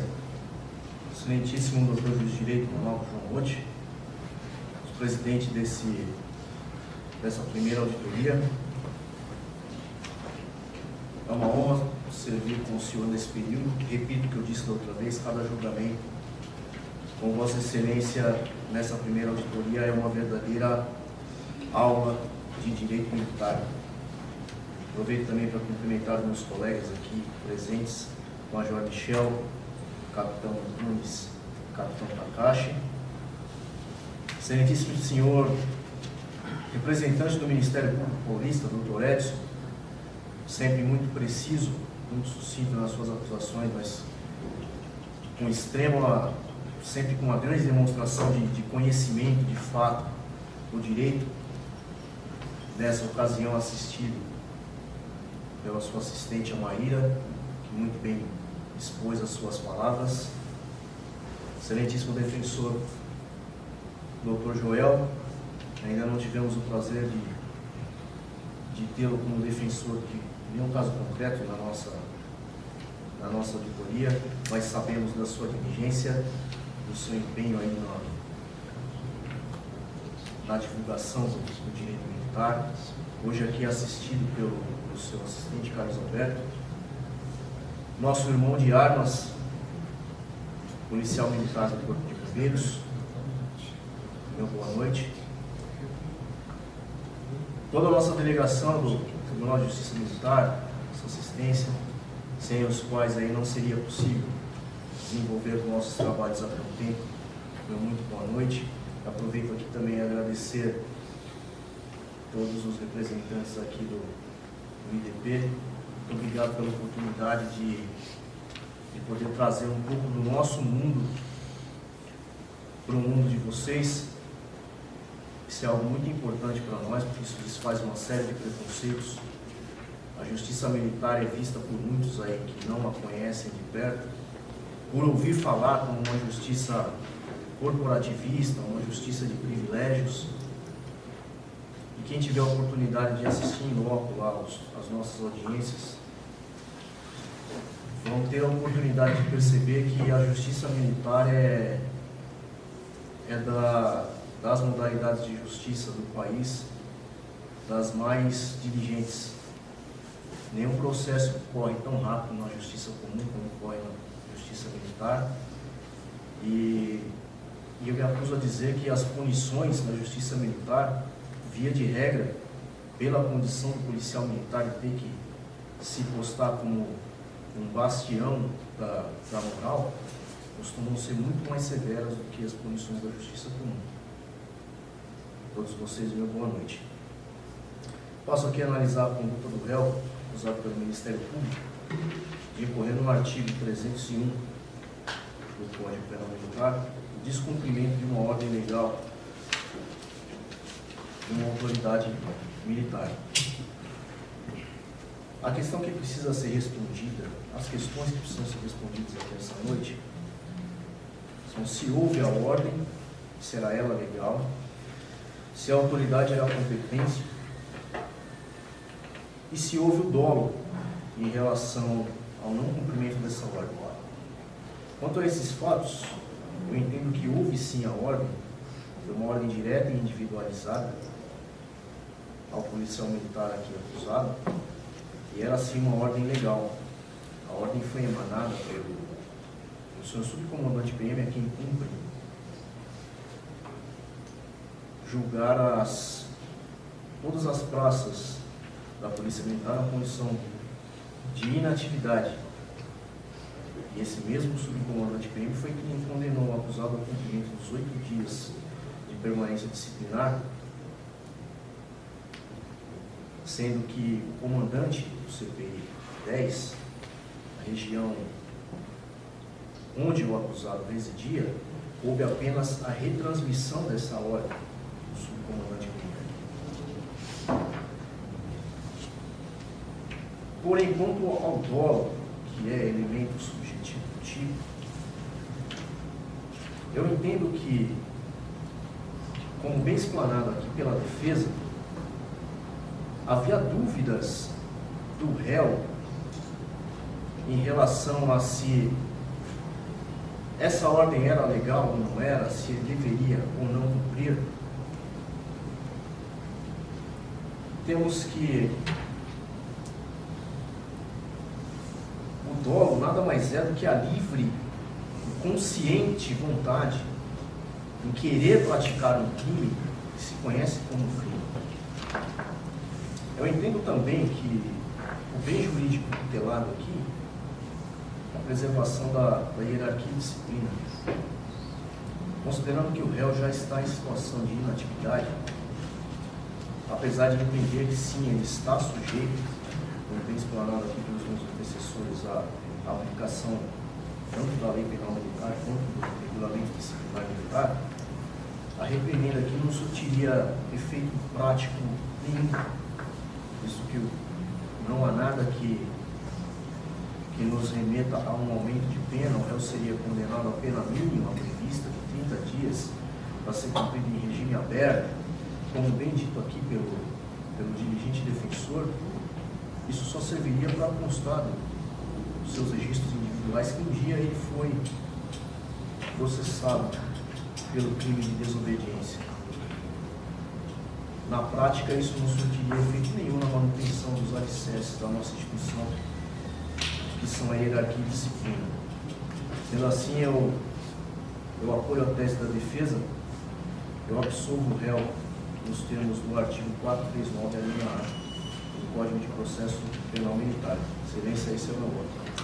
Notado, então, o voto do nosso terceiro julgador. Na sequência, vamos ouvir aqui o capitão Antunes. Obrigado, Excelência.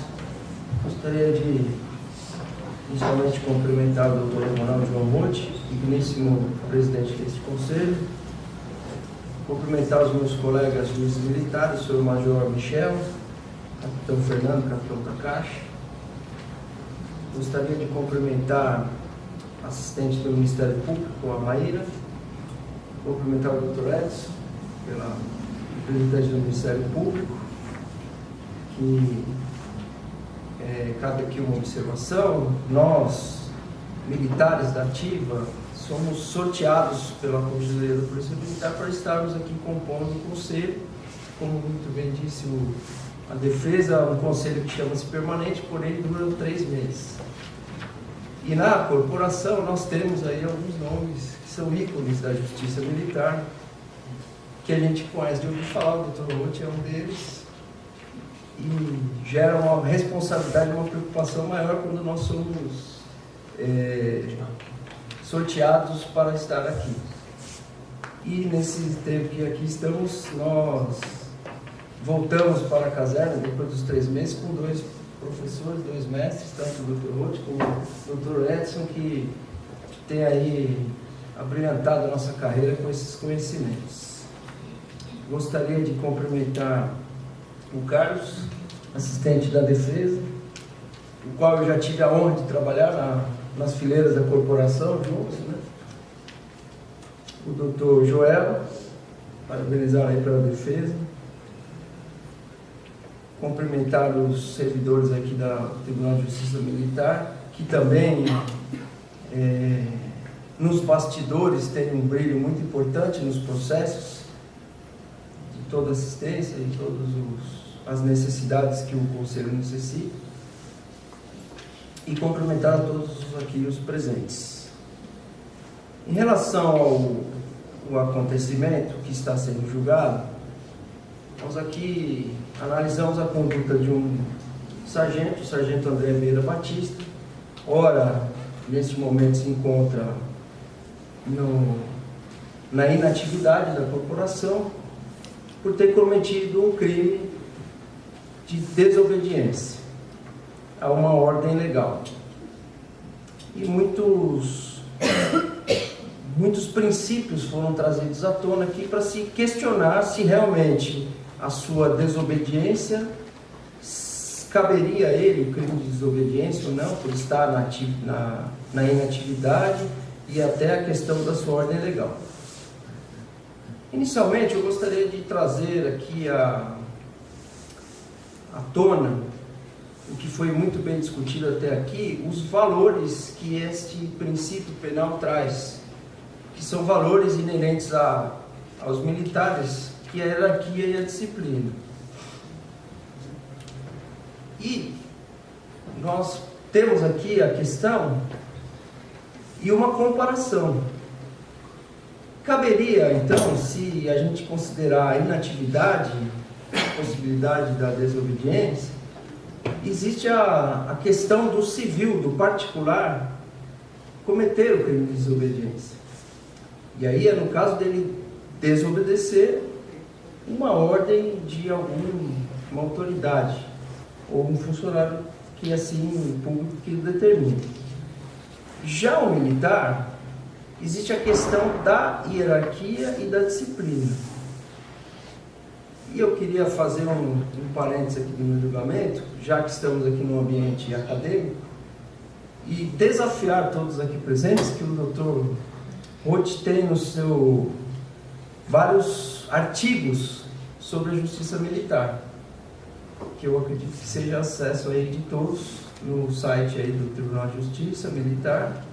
E existe um artigo lá que fala especificamente sobre a desobediência. E ali se discute essas questões, comparando com o civil, com o militar, qual é a desobediência, e aí entra na questão da ordem legal e da ordem criminosa. E aí cabe outro parênteses, os militares têm um valor que está por trás do serviço do militar, porque o militar é aquele que defende a sociedade, ele está aqui para defender os interesses da sociedade. Assim como o juramento que nós fazemos no início da carreira de defender a sociedade, mesmo com o sacrifício da própria vida, traz consigo muitos valores. E esses valores, muitas vezes, temos que cumprir missões, mesmo que elas estejam à margem da lei, para defender um interesse maior, que é a vida do cidadão, a vida dos brasileiros que estão debaixo da nossa tutela. Então, essa questão que o particular poderia questionar, ao militar não cabe tanto, a não ser que fosse um crime, uma ordem manifestamente criminosa. E aí eu desafio todos a estudarem o artigo, me consultarem, e vocês terão aí uma discussão interessante. Então, por que o militar tem que cumprir as ordens? Porque por trás do seu serviço está um bem muito importante, que é a vida do cidadão que nós protegemos. E aí vem a nossa discussão aqui, em relação aos militares da ativa e os militares inativos. Existe uma confusão em relação a quando o militar se aposenta, qual seria a situação dele em relação ao regime militar, à corporação militar. Foi até citado aqui pela defesa a legislação que rege isso, que é uma legislação antiga, na época aí que o governo era um governo militar. Existe uma lei, a 260 de 1970, que estabelecia os policiais militares quando se aposentavam.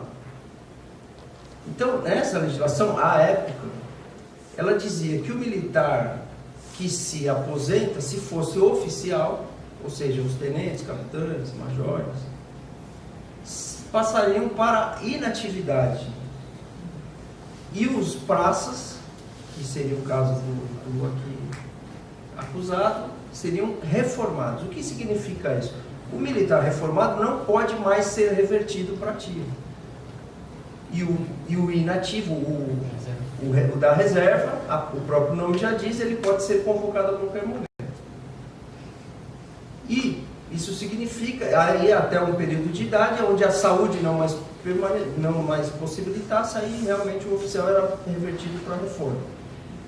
Em 2017, uma lei complementar aqui no Estado corrigiu essa distorção e passou a todos os militares que aposentam, sejam eles praças ou oficiais, primeiro passam pela inatividade até o momento que a saúde não mais o permite, para a reserva, e depois para a reforma. Então, e aí eu queria fazer uma observação aqui. Por que surgiu essa discussão?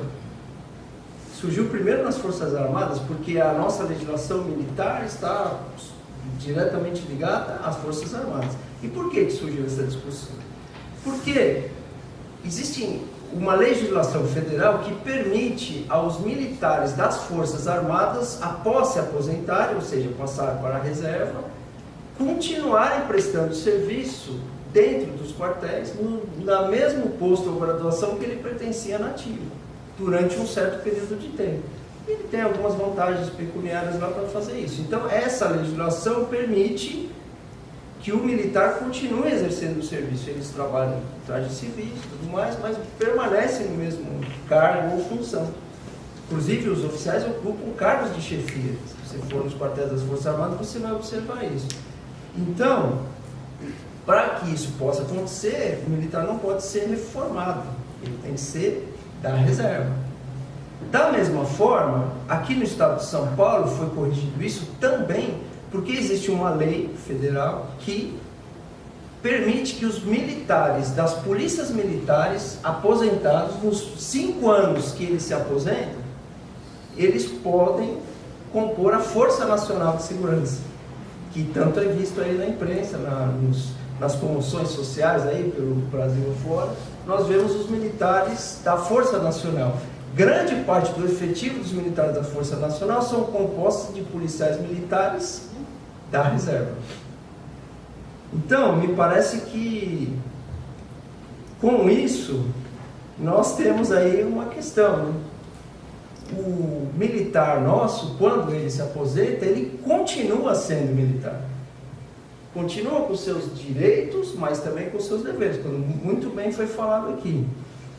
E uma última questão, que eu gostaria de uma última questão nesse sentido que eu gostaria de trazer à tona.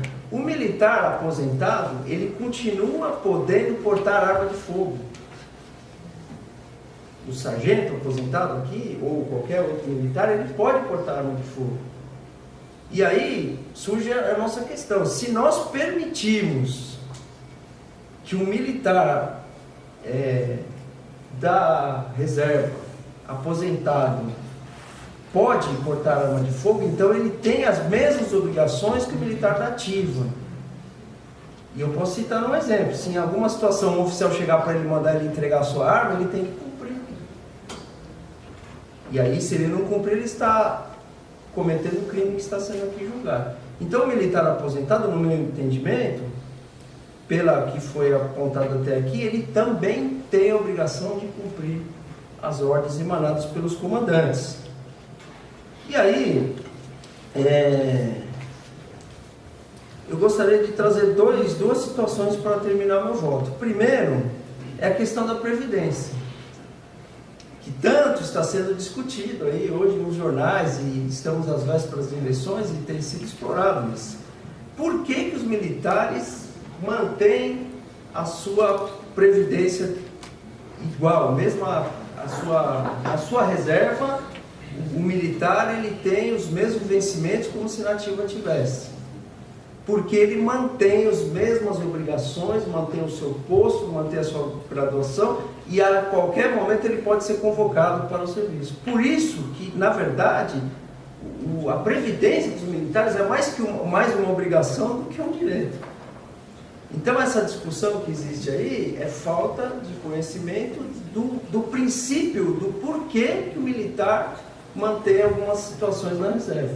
E aí, mais uma vez, traz também a obrigação de cumprir ordens, os seus deveres e proteção da sociedade. E por fim, não querendo me alongar, mas eu não podia deixar de citar, foi questionada aqui a questão do dono. Se realmente ele tinha intenção ou não, porque existe um princípio maior por trás do que ele fez, que seria a família, seria o trabalho que ele estava prestando. E eu queria, e até foi citado aí de uma forma muito brilhante, os conselhos da caserna, a questão da gente se aconselhar com a cultura, que o da reserva não pode mais. Então eu queria citar uma situação aqui, fazer uma comparação com uma situação que eu presenciei durante a minha vida militar. Eu fiz 2 escolas militares. Nas 2 escolas militares que eu fiz, uma nas Forças Armadas, depois na Polícia Militar, eu me lembro bem que uma das primeiras frases faladas durante a nossa adaptação à vida militar foi quando o instrutor chegou e falou assim: olha, ser militar é uma opção de vida, a qual eu fiz e sou muito feliz em ter feito. Porém, ele fez a seguinte pergunta: por coincidência, os dois, 3 pessoas fizeram essa pergunta, mas nesse caso 2 instrutores, em escolas diferentes. Quem aqui quer ficar rico, quer ganhar muito dinheiro ou quer ter uma profissão próspera? Alguns levantaram a mão e eles falaram assim, olha, vocês escolheram a profissão errada. Porque ser militar é uma profissão, talvez você tenha uma vida boa, uma situação adequada, digna, porém não se pode alegar o descumprimento de uma missão em nome de recursos financeiros. Esse é o princípio dessas coisas. E eu me lembro também, eu não posso deixar de citar aqui o meu pai, meu falecido pai, que foi militar do Exército, que serviu na Segunda Guerra Mundial, e quando eu disse para ele, com 14 anos de idade, que eu queria ser militar, ele fez essa pergunta também.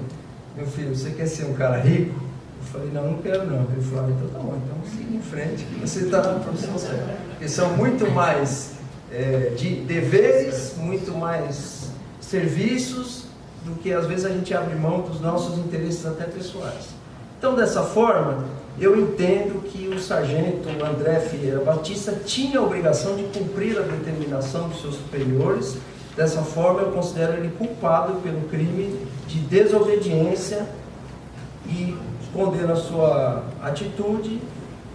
E a pena eu acompanho o voto de Vossa Excelência com 30 dias de detenção no regime aberto, os mesmos benefícios da suspensão condicional e o direito a apelar em liberdade. Este é o meu voto, Excelência.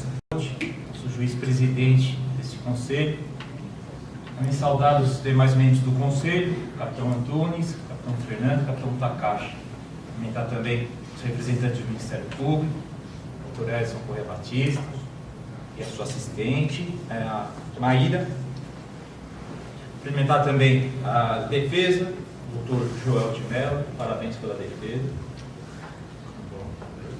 E o seu assistente, o Carlos Alberto, muito bem colocado, parabéns. Os demais membros da assistência, aí meu voto. Esse ano o meu voto, certo? O acusado aqui está sendo denunciado no artigo 301, se obedecer a uma ordem legal de uma autoridade militar. Nessa ordem, ele recebeu, impunha 8 dias de permanência de serviço. Ele está trabalhando numa empresa privada, mas antes dele ser funcionário dessa empresa privada, ele é um militar do Estado, ele não foi, ele é. Tanto que ele ainda porta a sua identidade funcional, o título, de segundo sargento da Polícia Militar.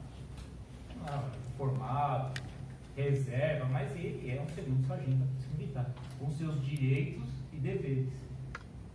O militar, ele, a vida toda, ele vai ter direitos e deveres, até após a sua morte, É bom frisar que ele pode receber promoções, condecorações, então ele está, sim, sendo militar até após a morte. Bom, ele tem a obrigação de cumprir suas ordens, no caso, está sob a égide do RDPM por toda a sua vida. Aí temos alguns fatos, que foram colocados. O acusado, ele recebeu essa ordem, não foi por uma vez, foi mais de uma vez.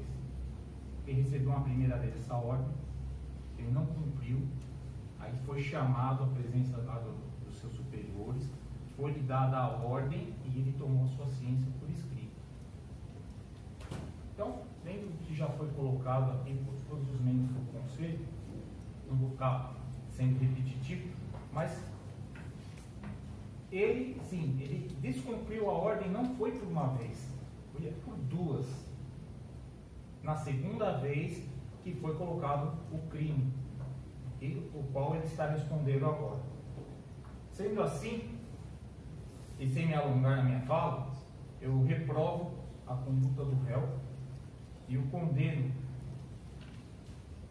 visto que foi por 2 vezes obedecida, a 60, não vou partir da pena mínima, a 60 dias de detenção no regime aberto, com direito de apelar em liberdade e com direito à suspensão condicional da pena por 2 anos.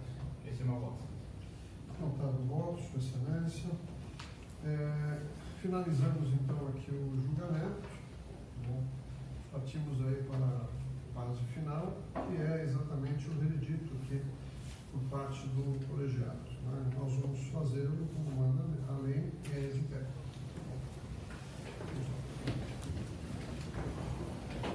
Bem, veredito. O Conselho Permanente de Justiça, por maioria de votos, 3-2, julgou procedente a denúncia, condenando o réu, segundo sargento André Vieira Batista, a pena de 30 dias de detenção para cumprimento no regime aberto. Foram votos vencidos, excelentíssimos juízes, capitão Takashi e o capitão Fernando, que absolveram o réu por entender que a conduta não configurou crime. Né? Foi concedida a suspensão condicional da pena por 2 anos, sem condições especiais, a não ser as genéricas e legais do artigo 626 do Código de Processo Penal Militar. Foi assegurado o direito ao acusado ao apelar em liberdade. A audiência de leitura e publicação da sentença fica designada para o próximo dia 10, às 14 horas. São Paulo, 3 de setembro de 2018. A sessão está encerrada. Uma boa noite a todos. E agora passo a palavra final ao professor Lucas para o encerramento. Vamos nos sentar? Que compareceram já pela segunda vez e os que compareceram no dia de hoje, o doutor Joel e o doutor Edson Corrêa Batista, e reforçar que essa experiência que a gente teve é uma experiência rara. Primeiro, por ser a justiça militar, uma justiça especializada com a qual a gente tem pouco contato, mas que a gente já pode dizer, a turma que está aqui, que teve esse contato durante a faculdade de Direito, já no segundo ano, e também uma experiência rara pela qualidade dos profissionais que vieram aqui a essa hora da noite, aqui no nosso local. De um lado, a qualidade técnica dos profissionais de Direito aqui, com a toga, que não são só advogados, promotores ou juiz militar, mas que também são referências doutrinárias desse campo em todo o Brasil. E de outro lado, o conhecimento raro também dos juízes militares que tiveram essa experiência durante esse trimestre, vai encerrar esse mês, de se dedicar à justiça militar. Então, reiterar o agradecimento a todos, na pessoa do Dr. Ronaldo João Roth, que nos proporcionou, organizou toda essa atividade. Também agradecer aqui aos servidores da Justiça Militar, aos nossos alunos, principalmente ao Carlos e à Maíra, que toparam aqui esse desafio do dia de hoje. Muito obrigado. Professor Lucas, antes de encerrar, eu gostaria